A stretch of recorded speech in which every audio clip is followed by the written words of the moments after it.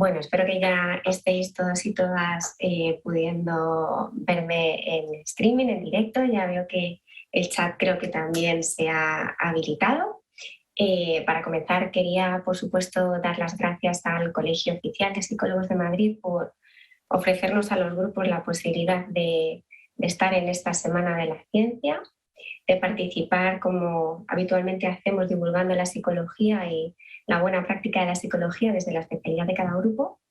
Y también, por supuesto, quería aprovechar la oportunidad para agradecer a los compañeros y compañeras que forman parte del grupo su compromiso, la responsabilidad tan alta que han adquirido desde hace muchos años algunos de ellos. Y bueno, os comentaré un poco al final también de la ponencia algunos de los recursos gratuitos que hemos elaborado en este grupo para que podáis utilizar y poner en marcha pues, algunos de los conceptos que vamos a ver hoy, ¿vale? Bueno, en esta ponencia os comento un par de cosas. Lo primero es que al principio, cuando todo el mundo se inscribió, se comentó que iban a ser 90 minutos, pero finalmente van a ser 60. En el fondo vamos a tener como unos 50 minutos de charla, de esta interacción, y luego pues habrá unos 10 minutos para poder hacer preguntas.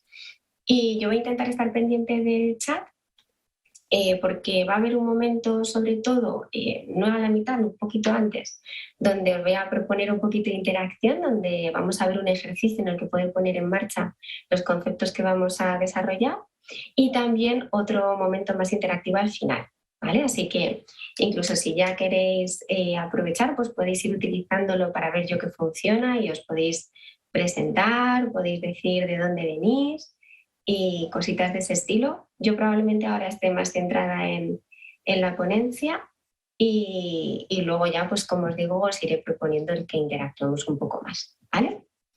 Bueno, pues dentro de los objetivos y de los aspectos que os traigo en esta charla estarían, en un principio, el ver qué beneficios puede aportar en el bienestar psicológico individual el amor universal, ver qué es esto del amor universal, ¿no? Qué diferentes enfoques podemos tener para describirlo e incluso ir viendo con qué aspectos conectamos más o conectamos menos. Luego también ver si existen vínculos entre la conexión con la naturaleza, ese universalismo o amor universal, y también los comportamientos que se llaman proecológicos, el cuidado del medio ambiente y de los seres vivos que están en el planeta. Y después, pues, ver cómo la psicología puede aportar su conocimiento, en este caso la psicología positiva, para fomentar ese tipo de comportamientos, ¿no? Luego veis en el punto 5 que vamos a ver algunos ejercicios, porque aunque esto es un formato de conferencia, quienes ya me conocen saben que no sé hacer las cosas si no las pasamos en cierta forma a la práctica, y porque de verdad creo que no es lo mismo saber que integrar, ¿no? Y para integrar a veces hay que sentir las cosas. Por eso va a haber esos dos momentos donde os propondré poner en marcha algunas estrategias para ir desarrollando este amor universal, ¿no? Bueno, ya veo que el chat funciona, que estáis diciendo hola desde Ibiza, desde Granada. Bueno, fenomenal, todo va bien. Pues vamos a empezar entonces dando respuesta a la primera pregunta, y es, ¿qué es esto del amor universal? Yo he traído 3 enfoques diferentes, seguro que hay muchísimos más, pero son de los que a mí me parecen como más útiles, ¿no? Desde el punto de vista psicológico. El primero de ellos, a la hora de definirlo, sería el aportado por autores como Salom Schwartz, que es una referencia en el ámbito de los valores, que junto con otros autores ha publicado un estudio hace muy poquito, el año pasado, donde nos ofreció una definición del amor universal como valor. Y en este artículo nos decían que al final pues podemos entenderlo como una experiencia de unidad con los demás y con la totalidad de la existencia, como vemos es muy global, que está asociado con factores conductuales de comportamiento, más cognitivos de pensamiento y también emocionales, pero añade otro aspecto también que es a nivel trascendental, ¿no? De conexión más amplia. Esto nos puede parecer como algo abstracto, muy amplio, y por eso vemos cómo lo podemos aterrizar a algo concreto, ¿no? Pues desde el punto de vista de los valores, ellos nos dicen que el amor universal se representa, por ejemplo, en la compasión, que es esa capacidad para sentir el sufrimiento de otros, o la empatía, que es para conocer lo que los demás están sintiendo, o a través de la bondad, que es esa fortaleza o comportamiento a través del cual soy capaz de ofrecer mi ayuda, de dar mi servicio, incluso cuando no voy a recibir nada a cambio. También el perdón, el altruismo, la cooperación o el respeto son formas concretas de poner en marcha el amor universal como valor, ¿vale? Aquí, uno de los aspectos para mí más interesantes es entender ese punto de conexión con algo más grande que yo mismo. No solamente es algo que tiene que ver con mi propia existencia, sino que va más allá. Y luego otra forma de verlo y de describirlo es como una actitud. Aquí Sprecher y Fer lo publicaron hace ya mucho tiempo y la concebían como una actitud hacia los demás, ¿no? Personas cercanas, no cercanas, eso es indiferente, y también hacia toda la humanidad, ¿no? Y aquí nos dicen también que contiene sentimientos, cogniciones, comportamientos que se centran en el cuidado, en la preocupación, en la ternura y en una tendencia a apoyar, ayudar y a comprender al otro o a los otros, especialmente cuando se percibe un sufrimiento o una necesidad. Por eso ese punto de amor compasivo, porque sobre todo es en esos momentos. Y aquí otra vez me parece muy interesante el ver cómo el amor universal lo podemos desarrollar con personas que queremos, con amigos, con familiares, pero también podemos desarrollarlo con personas con quien no tenemos una relación o que ni siquiera a veces conocemos, ¿no? Y esto en psicología positiva también se ha desarrollado mucho. Y una última forma de concebir el amor universal, una última descripción que os quería traer y desde la que vamos a trabajar en esta ponencia, es la del amor universal como fortaleza psicológica. Os he traído la descripción de la perspectiva o de la clasificación Forte, que está desarrollada por el Instituto Europeo de Psicología Positiva, y donde he traído, ahora os explicaré un poquito más en profundidad, la descripción de esta fortaleza cuando la usamos de forma equilibrada, ¿vale?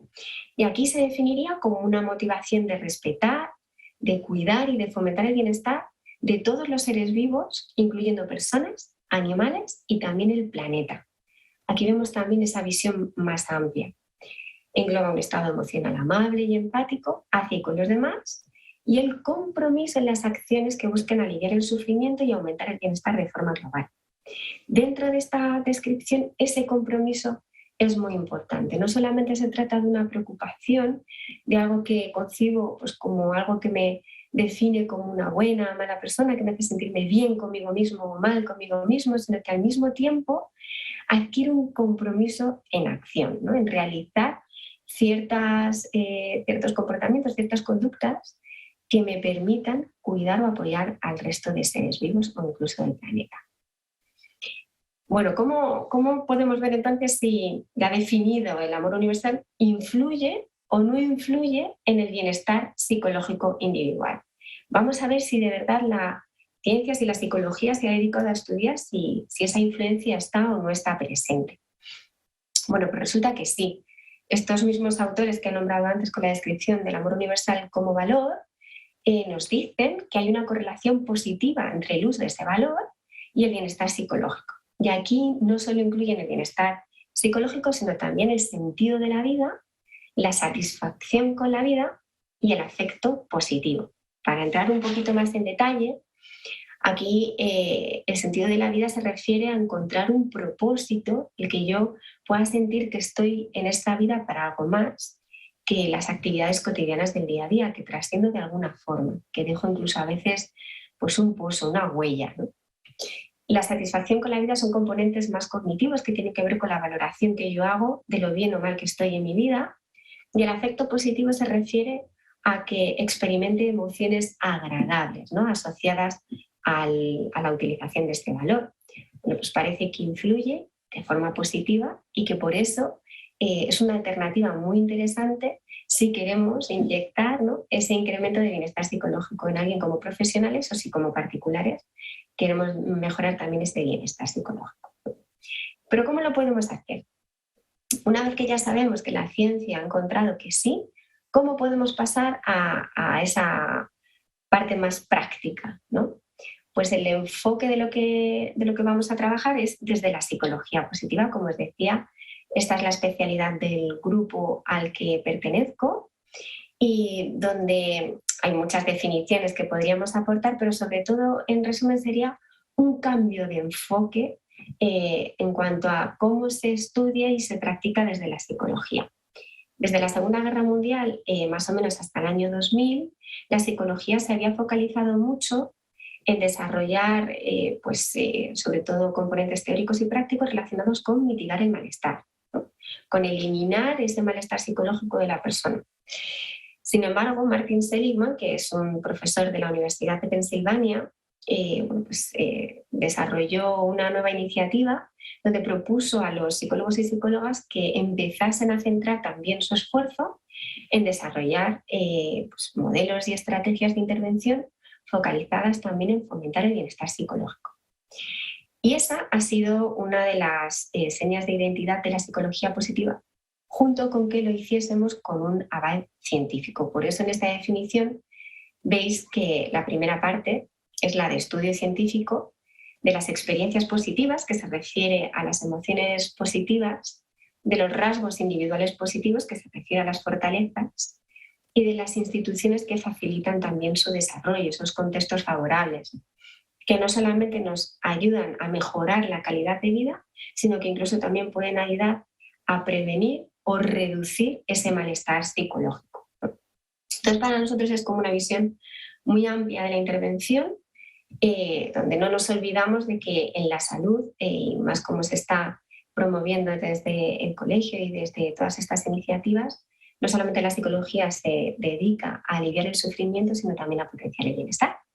Y ese es el enfoque desde el que vamos a trabajar esa fortaleza del amor universal en este ratito.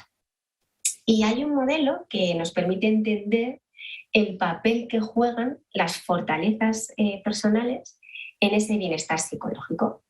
Este modelo, que se llama modelo PERMA, lo desarrolló Martin Seligman y lo publicó en el año 2011 en un libro que se llamaba Flourish, La vida que florece. Y aquí nos explicaba que este modelo es un modelo descriptivo, no un modelo prescriptivo. ¿Esto qué quiere decir? Que este modelo lo extrae estas 5 variables de haber estudiado a las personas que decían tener unos altos niveles de bienestar. Es un modelo del bienestar. Y no viene a decir lo que las personas tienen que hacer para sentirse mejor, sino lo que esas personas que se sienten mejor dicen que hacen. De forma que encontró 5 pilares en ese bienestar. El primero de todos ellos serían las emociones positivas, ¿no? Que es, en definitiva, tener en mi día a día un balance afectivo donde experimente un mayor volumen de emociones positivas o agradables que de emociones negativas o desagradables, y que eso favorecerá mi bienestar. Otro pilar fundamental sería el engagement o el uso de esas fortalezas personales, como sería el universalismo.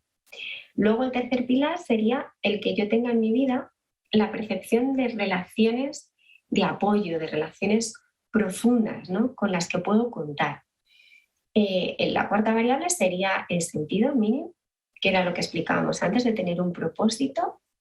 Y luego también había una variable importante que era accomplishment, el logro, que me permite sentirme motivado o motivada en el día a día con diferentes objetivos que me voy planteando. Uno de los elementos interesantes en este modelo del bienestar era que las fortalezas juegan un papel transversal. Esto quiere decir que cuando yo potencio, utilizo una fortaleza personal, de forma indirecta estoy potenciando también emociones positivas, estoy mejorando esa percepción de relaciones más constructivas, mi sentido vital y el logro, ¿no? Y por supuesto el engagement. Así que las fortalezas son una vía muy interesante para fomentar ese bienestar psicológico. Vamos un poco desde lo general a lo particular, ¿no? Y vamos a entender ahora entonces qué es una fortaleza. Ya hemos visto el amor universal que representa, pero como fortaleza, ¿qué es en esencia? Bueno, las fortalezas se representan en forma de pensamientos, de emociones y de conductas, ¿vale?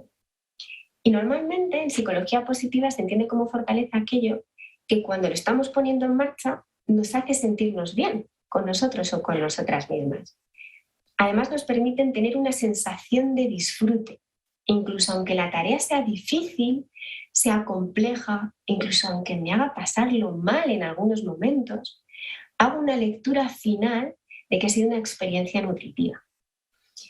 Y además es muy curioso porque este tipo de actividades donde pongo en marcha mis fortalezas no suele cansarme, al revés. Tengo una sensación de mayor vitalidad cuando las hago. Y para mí hay un elemento muy, muy importante en el uso de las fortalezas que tiene que ver con la autenticidad. Y es que nos hacen conectarnos con esa parte esencial, ¿no? Es como si fuera más yo misma o yo mismo cuando lo estoy poniendo en marcha. Entonces, poner en juego las fortalezas tiene efectos en muchos aspectos, en mejorar nuestro autoconcepto, en general nuestra autoestima, como decía, también en mejorar las relaciones con los demás y diferentes habilidades que luego impactan en nuestro bienestar psicológico. Pero hay un apunte aquí, y es que tanto en el amor universal como en otras fortalezas, en psicología positiva nos hemos dado cuenta en los últimos años que hay que darle un matiz al cómo utilizar estas fortalezas, y es el utilizarlas de forma equilibrada, ¿no? Por eso a esta definición de Niemek hemos añadido el que una fortaleza se considera equilibrada cuando es utilizada de manera sabia. ¿Y qué quiere decir esto? Quiere decir que en un momento concreto la estamos adaptando a esa situación específica, a esa persona que tengo enfrente, a ese momento en el que yo misma me puedo encontrar. Igual que a lo mejor esa fortaleza del amor universal la puedo utilizar, imaginemos, en un entorno laboral de una manera, pues puede que en un entorno personal la utilice de forma muy diferente. Y de esa forma graduar el impacto que genera en mí y que genera en los demás. Esta forma de entender el trabajo con fortalezas se enmarca dentro de una nueva forma ahora de conocer la psicología positiva, que se llama Psicología Positiva 2.0, y que desarrollaron sobre todo Schwartz y Seid, donde hablan de ese uso sabio frente a la metodología más tradicional dentro de la psicología positiva, que se llamaba más es mejor, ¿no? Y esto representa que antiguamente daba igual un poco de qué fortaleza se tratase, siempre y cuando fuera una fortaleza principal se recomendaba utilizarla más. Y ahora no. Ahora nos hemos dado cuenta de que las fortalezas es importante evaluar en qué nivel las estamos utilizando, cómo está impactando en nuestro bienestar o en nuestro incluso malestar psicológico, y desde ahí entonces decidir qué estrategia de uso es la más efectiva. Así que ahí es donde os voy a proponer que nos centremos, que integremos un poco este esquema de trabajo donde veamos que ese universalismo lo puedo utilizar en equilibrio, de forma excesiva, que sería una fortaleza muy presente, o también en defecto, ¿no? Que lo puedo usar poquito, que sería una fortaleza poco presente. En los estudios que hemos estado realizando en el Instituto Europeo de Psicología Positiva, hemos visto que las fortalezas en equilibrio, las verdes que suelen aparecer en el perfil, se correlacionan más con bienestar psicológico, y que de hecho las personas que tienen más fortalezas en un uso excesivo o en un uso deficitario tienen más probabilidades de experimentar ansiedad o depresión. Con lo cual el uso que hagamos de este universalismo es muy importante, puede favorecer o llegar a entorpecer ese bienestar. ¿Cómo podemos saber en qué nivel estamos utilizando una fortaleza? Bueno, ahora en el caso del universalismo os voy a ofrecer descripciones para cada uso, pero también tenemos la posibilidad de hacer evaluaciones de fortalezas, de hacer test donde podamos obtener perfiles. Hay varios test donde podemos medir. Aquel que nos puede indicar en qué nivel de uso lo tenemos sería el test Forte, y ahí es donde veremos ese gradiente, ¿no? Desde la puntuación 1 hacia la puntuación 6, y por colores, donde podremos ir viendo en qué nivel está, en concreto está, y cuál es entonces la mejor estrategia para hacer ese uso sabio equilibrado. En concreto para el universalismo, os voy a proponer ahora esas descripciones. De aquí es donde me encantaría el poder interactuar un poquito más, el contar con vuestra participación y poder ir viendo en qué nivel la tenemos cada uno. Vamos a hacer ahora como un ejercicio donde poner en marcha de forma sabia la fortaleza del amor universal, y vamos a tener 3 pasos. Uno más de identificación de en qué nivel la estamos usando, otro más de qué queremos empezar a poner en marcha, y luego ya establecer un pequeño paso, ¿vale? Así que en este primero de identificación os muestro cómo se representaría la fortaleza del amor universal en esos 3 niveles de uso. Empiezo, si os parece, por el uso equilibrado. Ya hemos leído la definición anterior y aquí resumiríamos en que esta fortaleza suele implicar el que cuando la ponemos en marcha sentimos cierto orgullo por haber realizado ese compromiso de ocuparnos del bienestar de los demás o de los animales o del planeta en general, que además suele estar presente en personas que tienen una elevada empatía y que se implican en cuidar de esos seres vivos que habitan o habitarán el planeta o del planeta en sí, ¿vale? Si estamos en este nivel, si lo percibimos así, podemos poner en el chat pues, o equilibrado o eco. Luego estaría el nivel muy presente, implicaría ese sobreuso o overuse que también se dice en la literatura científica, donde uno de los aspectos principales que nos permite identificarlo es que en ocasiones estoy tan focalizado o focalizada en ayudar a los demás y en sentir ese sufrimiento ajeno que puedo llegar a olvidarme del cuidado del propio yo. Y eso a veces me lleva a percepciones de injusticia porque no percibo que los demás tengan el cuidado conmigo que tengo yo con ellos o con ellas. O también a veces la sensación de desgaste por el esfuerzo tan grande que supone el estar constantemente pendiente de los otros y ver que hay veces que tenemos necesidades básicas propias que no estamos cubriendo.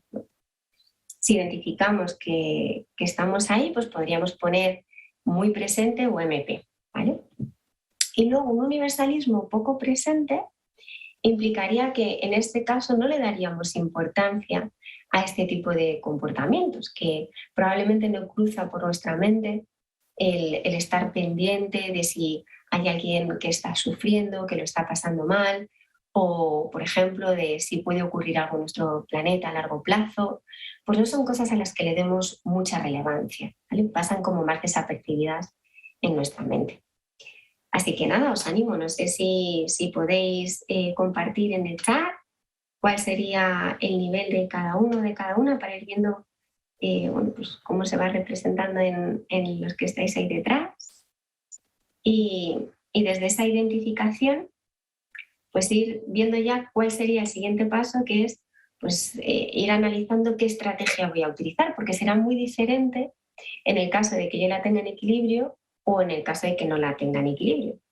Y de hecho, en este caso, os propondría, por ejemplo, que si estamos en EQ, que si vemos que la estamos utilizando de forma equilibrada, no hay por qué dejarla ahí y dejar de mejorar en el uso de esta fortaleza, ni muchísimo menos. Aquí lo que nos podemos plantear es una estrategia que bueno, se propuso ya hace muchos años, que resultó efectiva en el uso de las fortalezas, pues ya por el año 2005, y era utilizarla de forma innovadora, utilizarla de forma diferente a la habitual.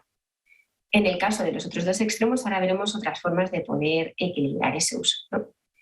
Aquí lo tendríamos. Esta pregunta sería muy interesante que nos la pudiéramos plantear y es, venga, pues ya viendo, que ya veo que algunos vais compartiendo, y donde os doy la enhorabuena por los insights, ¿no? De tras mucho tiempo centrándote más en los demás, pues al final llegando a un uso más equilibrado, enhorabuena. Bueno, pues ahí ver desde el nivel en el cual lo tenemos cuál es la estrategia con la que nos gustaría comprometernos para hacer ese uso equilibrado de la fortaleza. Si estamos en MP, probablemente ahí la estrategia tenga que ver más con moderar ese uso, con intentar reducir en cierta forma la presencia que tiene en nuestra vida. A veces esto es un poco contra natura, porque cuando alguien tiene esa tendencia es muy esencial, es algo que conecta mucho con mi identidad, con cómo yo soy y, como decía antes, con lo que me hace sentir una buena o una mala persona. Entonces, en vez de intentar la estrategia directa de reducirla, a veces nos viene bien el acudir a otras fortalezas que sí que estoy utilizando en equilibrio, que me permitan a lo mejor ser más amable con mi propia persona o a lo mejor el equilibrar con otras actividades que me permitan cubrir esas necesidades, pues el gestionar incluso el perdón a uno mismo, ¿no? En ocasiones, si es una fortaleza que tenga equilibrio. Aquí a veces el explorar qué otras fortalezas me hacen sentirme bien conmigo mismo o conmigo misma y que además se me dan bien, me permitirán a lo mejor moderar de forma más sencilla. Y cuando la tenemos en poco presente, que no sé si ha habido alguien que lo haya puesto, de momento hay muchos en equilibrio o con casi equilibrio, si la tenemos en ese nivel y nos gustaría incrementarla, bueno, pues aquí ese compromiso también lo podemos adquirir a través de las fortalezas más equilibradas, ¿no? Herramientas que me permitan motivarme en ese nuevo uso. Y a lo mejor esa segunda pregunta de, oye, la tenga en el nivel que la tenga, si yo quiero utilizarla más, menos o de forma distinta o más innovadora, ¿qué significaría ese cambio para mí? Esta pregunta la pongo aquí porque cuando me he planteado el desarrollo de las fortalezas y también del amor universal con las personas que acompaño, hay veces que si no lo acompañamos de esta pregunta pierde un poco el sentido, ¿no? Ese cambio. Y a veces ocurre que no permanece en el tiempo ese compromiso, que a lo mejor podemos cogerlo con mucha fuerza en un inicio, pero poco a poco va decayendo esa motivación hasta que al final terminamos por dejarlo a un lado.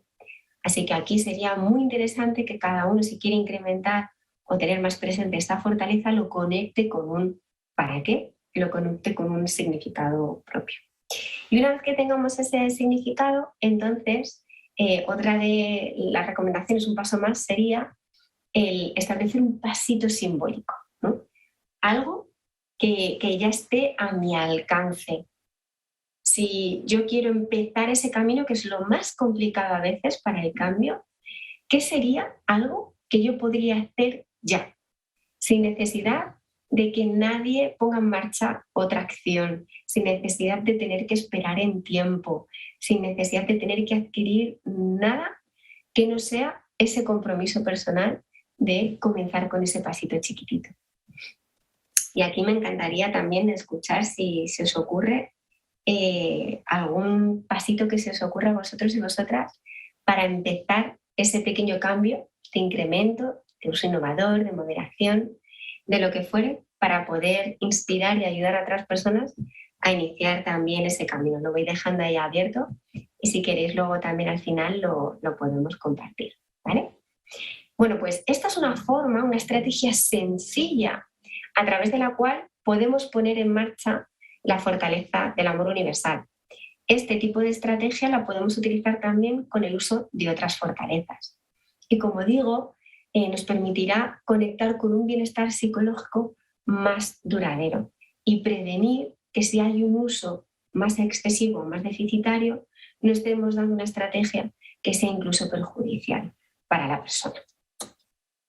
Bueno, dicho esto, y ya entendiendo cuáles son las características de ese amor universal y viendo que sí que influye en el bienestar psicológico, vamos a adentrarnos en el tercer punto, que sería explorar qué vínculos existen entre la conexión con la naturaleza, el amor universal y la ecología. Y para eso, en ciencia nos gusta plantearnos preguntas, ¿no? Voy a plantearos algunas preguntas que me vinieron a la mente y que a los compañeros que también colaboraron en la elaboración de esta ponencia les vino a la mente, sobre los que dar respuesta. Y una de ellas era ver si el contacto con la naturaleza de verdad influye en cómo nos sentimos. A lo mejor la respuesta intuitiva que nos sale es que evidentemente sí, pero la ciencia se ha ocupado de estudiar esto, de ver si realmente hay un impacto y que sea significativo. Bueno, pues tenemos la gran suerte de que incluso hay metaanálisis ya donde pues se ha estudiado este fenómeno. Un metaanálisis, para quien no lo sepa, es un esfuerzo científico importante donde se han estudiado muchos estudios que tienen un elemento en común. En este caso es observar esa conexión entre la conexión con la naturaleza y el bienestar psicológico. En concreto, en el que hizo Capaldi, Dobko y Zelensky, se aunaron 30 estudios, donde ya con ello se consiguió una muestra de más de 8.000 personas, que es una muestra muy significativa. Y en ese metaanálisis llegan a la conclusión de que sí que hay una conexión entre la conexión con la naturaleza y, por ejemplo, aspectos como la vitalidad, esa mayor sensación de energía y motivación, el afecto positivo, que también lo hemos visto antes, esas emociones positivas, y la satisfacción vital. O sea que hay ya estudios más rigurosos donde se observa esta relación. Y otra pregunta que también me parecía muy interesante es, oye, la cantidad de tiempo importa. ¿Vale con una sola salida a la naturaleza para yo sentir esa inyección de bienestar? ¿O hacen falta más? Bueno, pues también hay autores que se han dedicado a estudiarlo, por ejemplo, Pasca y Aragonés, que han hecho una publicación en este mismo año, muy reciente. Y como podéis ver en los gráficos, hay un gráfico para observar la conectividad con la naturaleza en un grupo control y en otro que realizaba una excursión. Y se puede observar cómo hay una mayor conectividad con la naturaleza en el grupo que hacía la excursión. Y luego también ver si esto tenía una conexión con el afecto positivo. Y también se ve que en el grupo que hace la excursión pues hay puntuaciones mayores. Así que si hacer un recorrido se confirma también que incrementa esas variables, pero no solamente esto, sino que ellos encontraron que la frecuencia sí que importaba y era que cuando era más frecuente el bienestar psicológico era mayor. Ese afecto positivo sobre todo era mayor. Así que aquí pues ya tenemos un dato interesante para cuando queramos incrementar nuestro bienestar. Una vez probablemente nos ayude, pero si es algo recurrente nos ayudará mucho más. Ha habido incluso otro estudio que se publicó hace más tiempo, lo hizo White con otros colaboradores, donde llegaron a la conclusión de que las personas que visitaban la naturaleza con regularidad sentían que su vida merecía más la pena y que las personas que la visitaban de forma puntual eran más felices. ¿Qué información hay detrás de esta conclusión? Cuando habla de que la vida merecía más la pena, estamos hablando de lo que llamamos en psicología un bienestar más eudaimónico. Es un bienestar psicológico más permanente, más duradero, más profundo. Mientras que el ser más feliz en psicología lo relacionamos con el bienestar hedónico, que es algo más momentáneo, ¿no? Por ejemplo, cuando nos estamos dando un baño de agua caliente y sentimos el placer, ¿no?, de estas sensaciones, es un bienestar hedónico en ese momento. O cuando respiramos el olor del café recién hecho, o cuando escuchamos una canción. Bueno, esos son micromomentos de conexión con emociones placenteras. Ahí estaríamos hablando de un bienestar hedónico.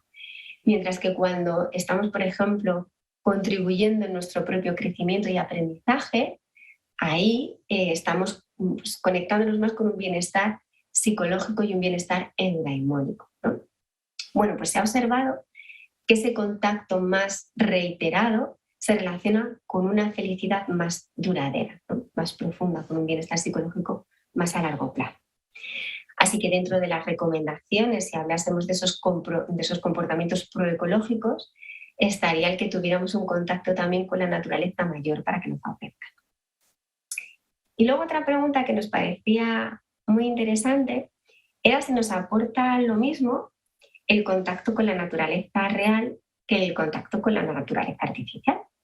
Y es que no todo el mundo tiene acceso ni la posibilidad de salir a pasear a entornos naturales, ni en su lugar de residencia, ni en su lugar de trabajo.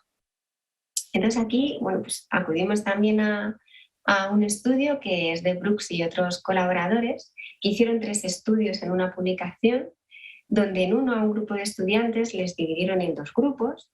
Había un grupo que hacía un paseo por un pasillo de la facultad y otro grupo que daba un paseo por un parque que estaba al lado de la facultad.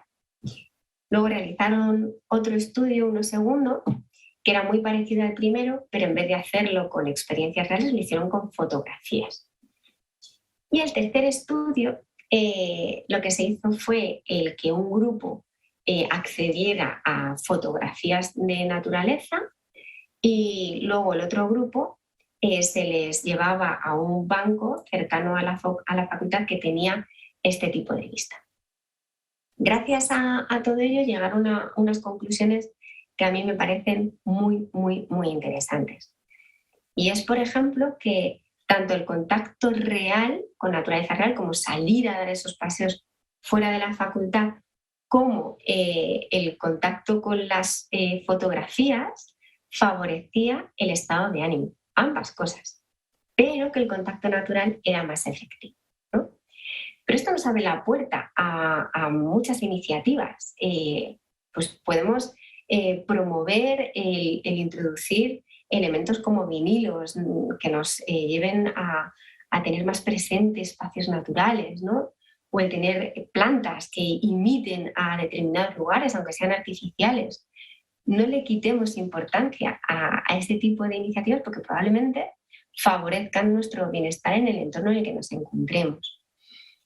Y esto no se quedó ahí en cuanto a conclusiones en este estudio. Otra muy interesante es que estos beneficios se obtenían independientemente de la estación del año en el que nos encontráramos, no por ser primavera, ¿no? Como en algunas ocasiones pues puede parecer, hay una mayor conexión con esa naturaleza, hay una mayor, un mayor incremento del bienestar psicológico.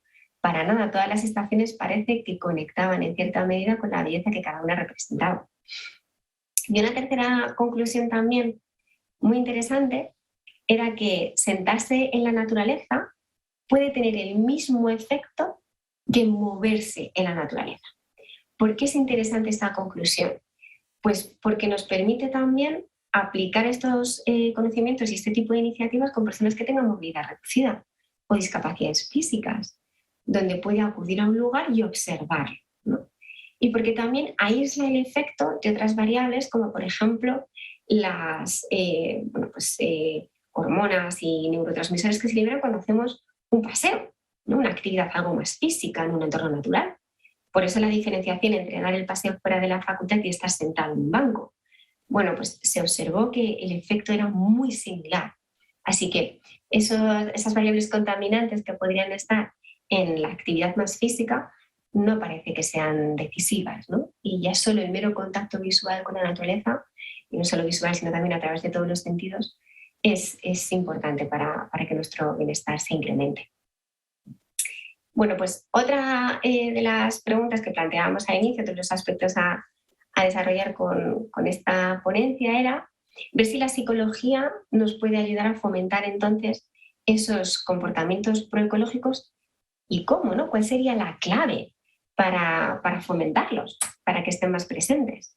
Bueno, pues aquí también encontramos estudios que nos muestran que el amor a la naturaleza puede ser una de las claves, ¿no?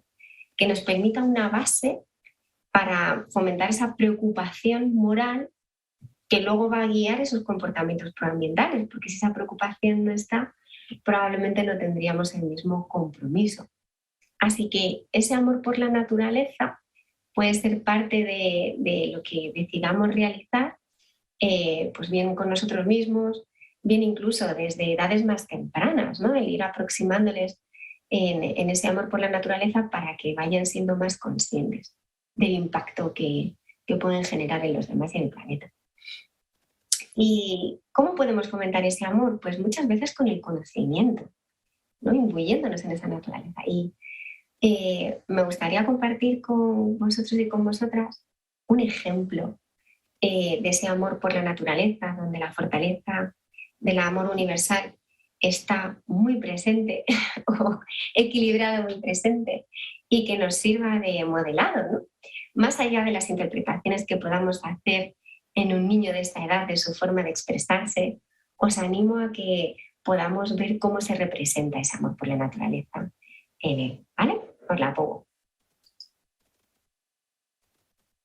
Pero la tierra es la que nos está salvando, es la que nos da la vida, ¿sí? Es la que nos mantiene, ¿sí? Hay que cambiar esa idea de que vamos a salvar la tierra, por más bien que la tierra nos está salvando y que hay que dejar de destruirla. No solo es el gobierno el que debe tomar acciones en el país, sino también los ciudadanos. Y la indiferencia de los ciudadanos colombianos a veces es mucha, ¿sí? Porque además la gente no se informa. Como no se informan, no se enteran de la situación ambiental, no se enteran de lo que hay que hacer, aparte de reciclar, porque en Colombia, yo creo que en el mundo la mayoría de personas piensan que lo que hay que hacer es reciclar y ya, pero hay muchas cosas más. Podemos sembrar, podemos separar los residuos sólidos, ser vegetarianos, veganos, muchas cosas que de pronto la gente no llega a tener en cuenta de la magnitud de ellas, pero que sirven. Ustedes son ciudadanos, tienen derechos y deberes.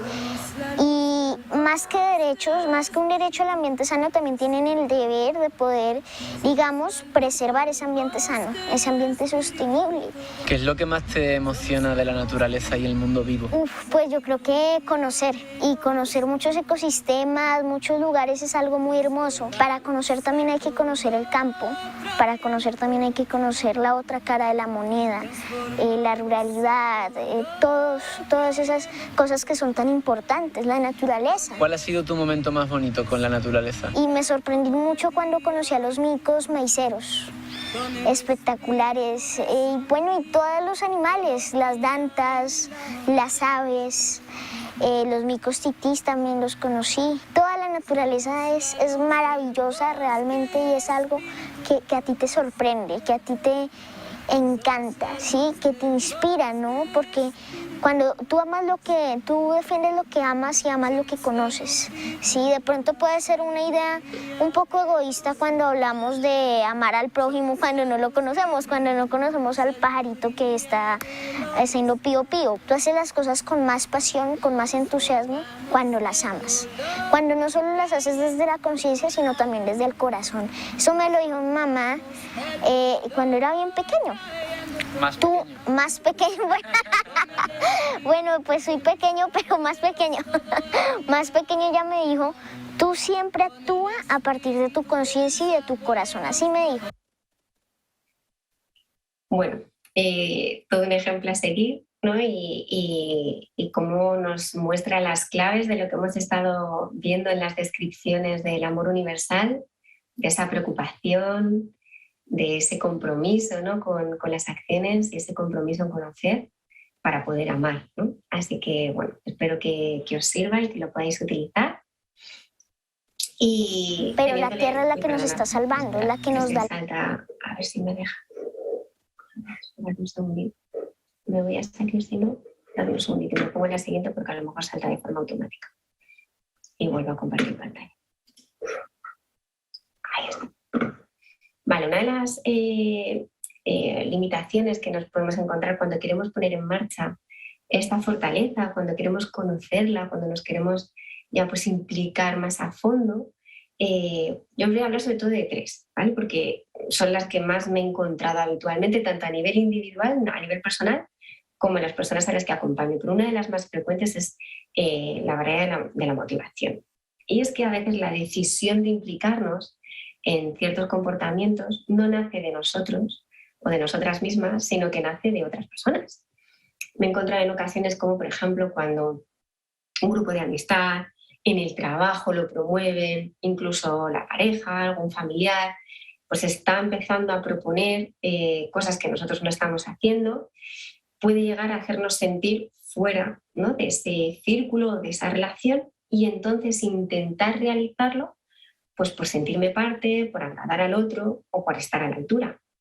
Cuando hacemos eso, lo que suele suceder es que en el tiempo la permanencia del esfuerzo decae, ¿no? Y como decíamos en momentos anteriores, pues acabo abandonando ese objetivo, con lo que implica también en la percepción que tengo de mí mismo, ¿no? De mí misma cuando hago eso. Entonces, aquí me parecería interesante el poder fomentar lo que llamamos en psicología la motivación intrínseca, que es que la persona encuentre aquello que le conecta, ¿no? El significado que antes veíamos de ese compromiso. ¿Qué es lo que realmente te importa? ¿Qué te hace sentir mejor si te implicas en este cambio? Pues desde ahí probablemente la perseverancia será mayor, ¿no? Algo que llamamos en psicología positiva el CRIT, ¿no? Que sería el unir la perseverancia con la pasión, que eso también lo decía en el vídeo anterior, pues puede fomentar el que yo continúe a largo plazo con este objetivo. Otra de las limitaciones que me encuentro también con frecuencia tiene que ver con que aquello con lo que me comprometo genere un cambio muy drástico en mis hábitos.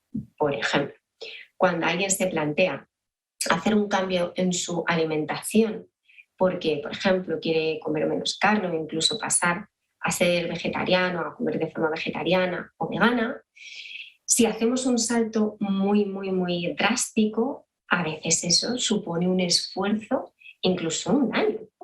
Me he encontrado a veces con personas que toman esta decisión sin un asesoramiento de un nutricionista, o incluso que pueden llegar a imponer en su casa este tipo de cambios sin contar con una conversación u opinión de todos o todas para ver cómo puede impactar esa decisión personal en todos los demás, ¿no? Entonces, aquí una de las estrategias que podemos poner en marcha es lo que en psicología llamamos las aproximaciones sucesivas, que en un lenguaje más común es el poquito a poquito. Es el ir, como decíamos también en el ejercicio, estableciendo pasos simbólicos, pasos más pequeños, para ir aumentando en dificultad hasta que llegamos al objetivo final, ¿no? Eso va a permitir que yo me vaya adaptando más poco a poco a esos cambios. Y la última limitación que más me he encontrado tiene que ver con la presión social. Y esto es que a lo mejor la motivación intrínseca es muy alta. A lo mejor yo realmente tengo un para qué, un sentido muy, muy identificado con mi compromiso. Pero siento que las personas que me rodean me critican o experimento vergüenza o me siento ridiculizado o ridiculizada por las creencias que muestro o por los compromisos que he adquirido. Y cuando me siento así, pues a veces, otra vez por sentirme parte, por no generar momentos desagradables, abandono esa iniciativa, pero lo que me he encontrado con frecuencia es que a veces eso viene acompañado de la culpa, porque hay algo en mi interior que me dice que eso es importante para mí. Y entro como en un círculo vicioso, donde desde mis valores muchas veces vuelvo a comprometerme con ese comportamiento proecológico, cuando siento esa vergüenza o esa conducta más de rechazo por parte de los demás, la abandono, siento culpa y vuelvo así otra vez a esa red, ¿no? Entonces, aquí en muchas ocasiones me he encontrado con que es importante el fomentar a veces o el trabajar habilidades de comunicación, habilidades de entrenamiento en asertividad, para poder comunicar sentimientos, para poder establecer límites donde a lo mejor me hace daño lo que dicen o hacen otras personas, y para darle valor también a veces a mis propias creencias, ¿no? O a mis propios compromisos. Siempre con un equilibrio, ¿no? Como decimos, teniendo en cuenta el entorno en el que me encuentro y qué impacto va a tener eso en el entorno en el que me sitúo. Bueno, pues dicho esto, ya sí que os propongo que hagamos el último ejercicio de este espacio, que como hemos visto en los estudios, que pues solo con ver fotografías, ¿no? y con tener en mente y tener presente la naturaleza, ya mi bienestar se ve beneficiado, pues ¿por qué no utilizar la estrategia de la visualización, que es tan poderosa y tan utilizada en el ámbito de la psicología? Bueno, pues para finalizar vamos a hacer una visualización de Goupil, de Klaus Goupil, que es un autor que a mí me encanta desde hace muchos años y que se llama El Jardín Árabe. Es una visualización que os recomiendo que podamos hacer con ojos cerrados. Si por cualquier razón pues visualizamos con más concentración con ojos abiertos, fenomenal, pero habitualmente suele ser más sencillo concentrarnos con ojos cerrados y que lo hagamos buscando una posición cómoda para ahora entrar en un estado diferente, donde introducirnos un poco más en nuestro interior y dejarnos llevar por mis palabras. Así que te animo a que ya te acomodes en tu asiento, incluso si te quieres tumbar en el suelo, que también lo puedas hacer. Como te decía, que cierres los ojos y te voy a ir leyendo la visualización poco a poco, ¿vale? El autor nos dice, tras cerrar los ojos, que juntemos el pulgar y el dedo índice de cada mano. Respira profundamente hasta el fondo de la tripa y retén el aire 5 segundos, dejándole después escapar también en 5 segundos. Así está bien. Ahora date el gusto de respirar así 5 veces.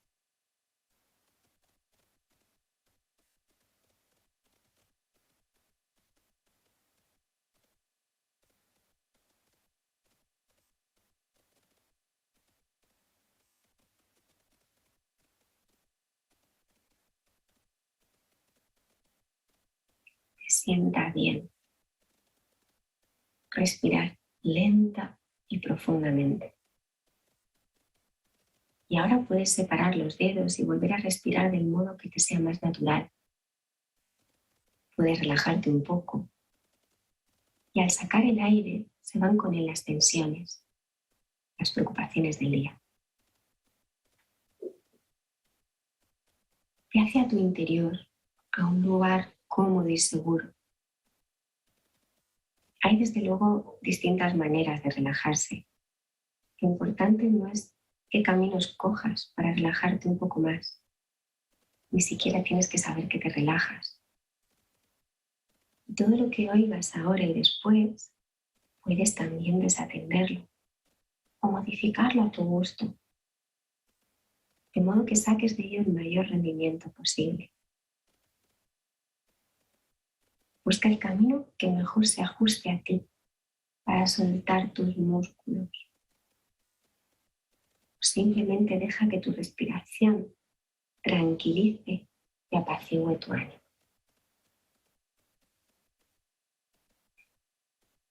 Ahora imagina que tienes la suerte de visitar un jardín árabe.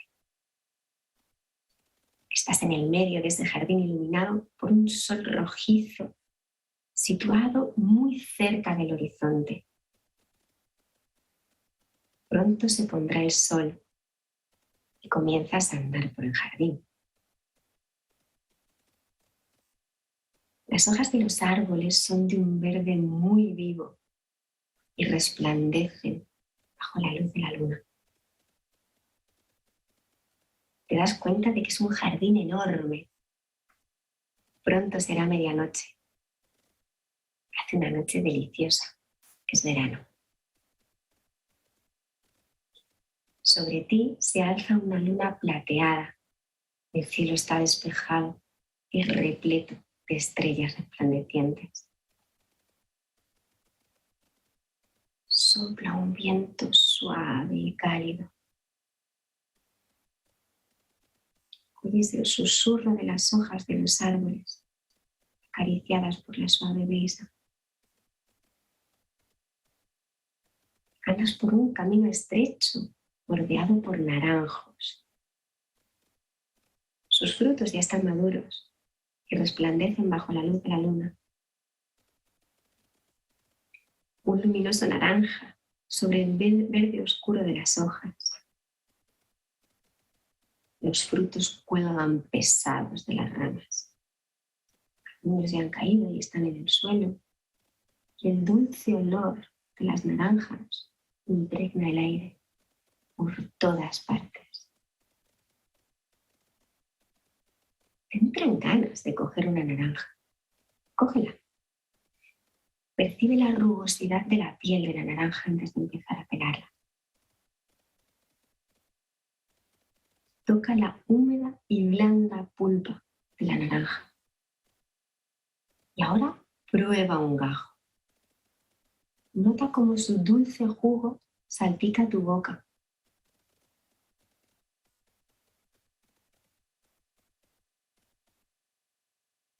Sigues andando hasta que llegas a un cruce.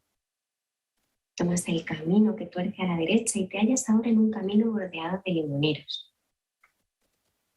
Coge un limón y pélalo. Huele el fresco aroma que sube por tu nariz mientras pelas el limón. Y ahora, pruébalo. Deja que el ácido jugo recorra tu lengua. Notas cómo tu boca se contrae y que allá fluye la saliva mientras estalla su pulpa en tu boca.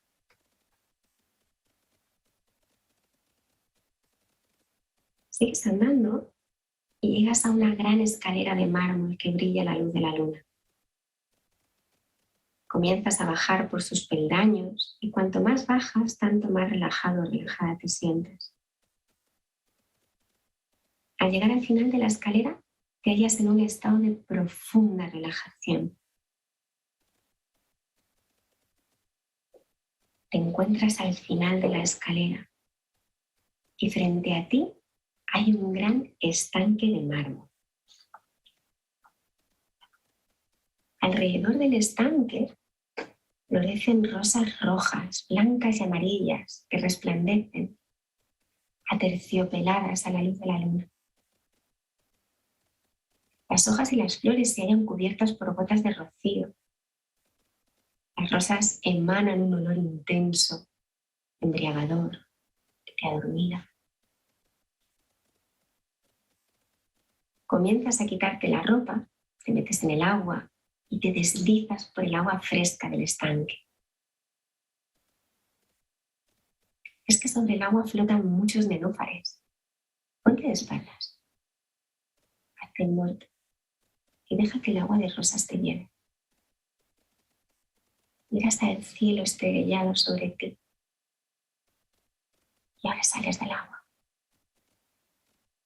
La fresca brisa de la noche acaricia tu piel húmeda y tiritas.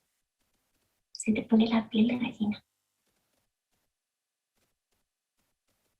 Y ahora hueles a humo. Sigue el olor. Te encuentras en un bosquecillo, te diriges a él. Ante ti arde una hoguera de ramas y hojas secas. Huele como si fuera una fogata de otoño. El aire huele a otoño. Te tumbas sobre una cama de hojas secas y calientes. Desde abajo a tu nariz llega el olor de la tierra. Desde arriba cae la luz de las estrellas. Cierra los ojos y te sumerges en un agradable sueño, en el sueño de una noche de verano.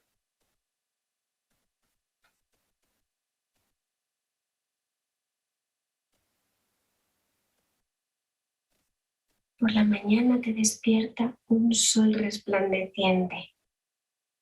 Oyes a lo lejos las voces de los pastores que llevan a los animales a pastar.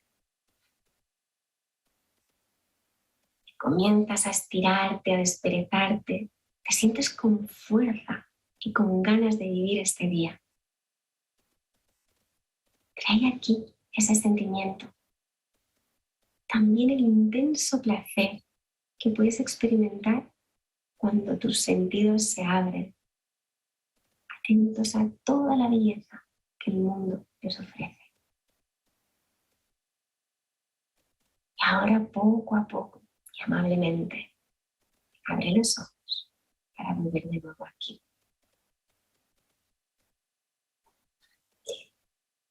Bueno, espero que esto haya supuesto una oportunidad para conectar con la naturaleza a través de los sentidos, para tener ahí una visualización a vuestro alcance. Y ahora tenemos unos breves minutos por si tenéis cualquier duda, cualquier pregunta o cualquier reflexión que queráis dejar en el chat para que os pueda contestar. Tenéis ahora, creo que es hasta las 11:30, si no me dicen lo contrario.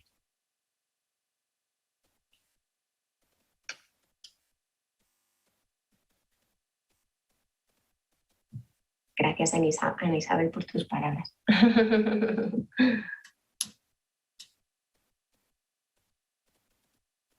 En cuanto a mantener la moderación de la empatía, Mónica, por supuesto, es una estrategia para moderar y trabajar con un universalismo MP, totalmente. Bueno, si no hay preguntas, paso, si os parece, lo miro, si no, justo antes de terminar, a comentaros solo dos cosas, y es que aquí tenéis la bibliografía con la que hemos realizado la presentación. Si queréis acudir a ella o a la presentación misma, os la podemos facilitar, se la puedo dejar al colegio para que la podáis solicitar. Y como os decía al principio, no quería despedirme sin agradecer al COP el que nos deje este espacio en el que divulgar, y también los espacios de los grupos para entrar en contacto con compañeros que son de una calidad humana y profesional inmensa. Y de nuevo agradecer a los miembros del grupo de Psicología Positiva su compromiso y bueno, pues la actitud con la que afrontan todas las tareas que nos planteamos, entre ellas las publicaciones de estos dos libros que veis en pantalla, que gracias también a la edición del colegio, pues están ahí para todas las personas que quieran acudir a ellos. También están en versión PDF, que se puede descargar de forma gratuita desde la página del COP. Y bueno, ya en el grupo estamos trabajando también en otros materiales que en breve espero que podamos compartir. Por mi parte nada más. Si no hay preguntas me despediría y os envío un abrazo muy fuerte a todos.